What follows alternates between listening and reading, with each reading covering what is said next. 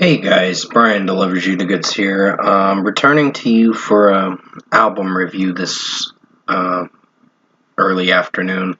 I hope you will enjoy this album review for Yellowcard Better Days, the long-awaited studio album we've been waiting for since May 28th of 2025 when Better Days and Honestly I came out. But overall, I'm going to discuss what I listened to for the 10 tracks on this album and let you know my thoughts on Yellowcard's new record, Better Days. So let's dive into this album review this afternoon. Now it starts with the title track, Better Days, which is a very strong track. Ryan Key's vocals sound very strong, and I really enjoyed the pacing of the track. Travis Barker is actually producing this record from Blink 182, which is no surprise. I'm not surprised because most of the Travis Barker albums that he's produced, some of them do good, some of them don't. It just depends on who the artist is, who is making the songs, etc. But other than that, Better Days did very well. This track, so 5 out of 5. Really enjoyed this track. And the violin works pretty solid at the bridge part. So I really did dig this track. Take What You Want is my personal favorite track on this record. It still is an all-time favorite song that I enjoyed for 2025 and is a very strong track. Definitely rocks for sure. Really enjoyed how Ryan Key's singing in this track, and definitely a great song to play at a live show and for fans to go crazy at this track. It's really a good song. It's one of my personal all-time favorite tracks from Yellowcard. So I really dug the third single off this record. 5 out of 5. Love Letters Lost, featuring Matt Skiba of Alkaline Trio, is another very strong track. I really enjoyed this one too. Did very well with the execution. And overall, Matt Skiba's verse was pretty strong. Ryan Key singing the opening verse was very good. And just the pacing of the chorus did very well. I really enjoyed both their harmony in this track. It flowed very well. 5 out of 5. Honestly, I was the second single announced with the Better Days single on May 28th of this year. And it overall was a pretty strong one too. I really enjoyed this one. 5 out of 5 for this track. Sorry, there's like a gnat getting in my face. I don't know why. But other than that, honestly, I had great drum work. Solid violin work, but it did very well for the execution. You Broke Me Too, featuring Avril Lavigne, is another really good song.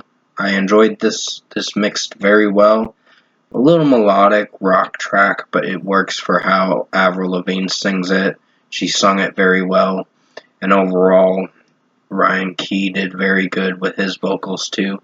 So I'm very impressed with this track. I think this was a great song that I enjoyed. So 5 out of 5.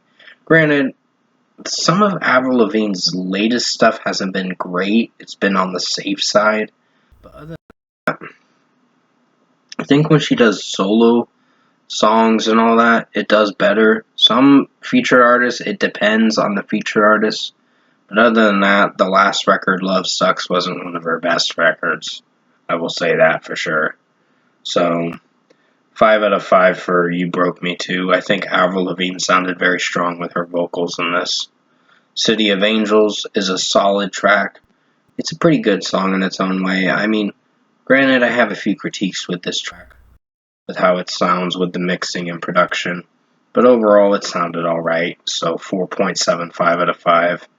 Then we get to Bedroom Posters, which is the last single that was announced back in August of 2025. I think it was August 15th is when this song came out.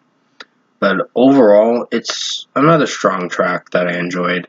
Definitely great vocals from Ryan Key, and the violin work is pretty solid in this too. So is the drum work and guitar work. Does very well. So the drum work is like really going at it in this track, along with Take What You Want. But Take What You Want is an all-time favorite song off this record. So something to remember for 2025. So 5 out of 5 for Bedroom Posters. Skin Scraped is the next track, and that's a solid one. I had a few critiques with this track, with how it was sung by Ryan Key and how the pacing of the song was sounding. A little off key at times, but it wasn't terrible in any way. I had a few cringe moments and critiques with how it was executing. So 4.75 out of 5. Still a pretty good song. It's like one of the least favorites for the record. Barely Alive is another one that I think is a least favorite. I don't necessarily hate it, but I don't necessarily love it. I think it's pretty good in its own way, but it's one of the solid tracks and a least favorite song for the record. So 4.75 out of 5. The chorus doesn't really excite me enough to keep me listening, but it's overall alright of a chorus. I don't know, I had a few critiques with how the chorus was sounding, so yeah. Big Blue Eyes is a very nice song to end the record. It's a acoustic mellow track, and it does really nice with Ryan Key's vocals, so it's pretty nice of a track. It ends the record in a swift way to where you think it's gonna end off on a solid note, so it's another 4.75 out of 5, but it's still probably a better 4.75 out of 5 than the other few tracks. So, yeah, it'll still get that rating, but overall, it's solid. Overall, production, mixing, and execution-wise, I think Yellowcard Better Days, their follow-up to the Childhood Eyes EP from 2023, is a really good listen. I really enjoyed this. I was very impressed with Ryan Key's vocals. I enjoyed the violin work. I enjoyed the drumming and guitar work in this record. It did very well for how it sounded.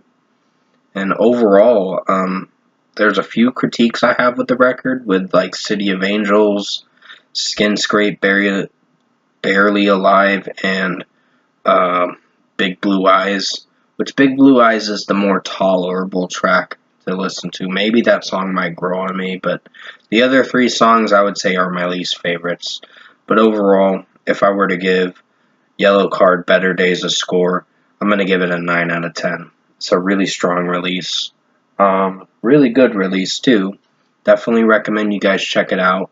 Sorry, my nose is itchy right now. That's why I'm rubbing it a little bit, because there's like an itchy spot in there that's bothering me. Sorry about that. But other than that, I hope you enjoyed this album review this afternoon for Yellowcard Better Days. It was something I was excited to listen to.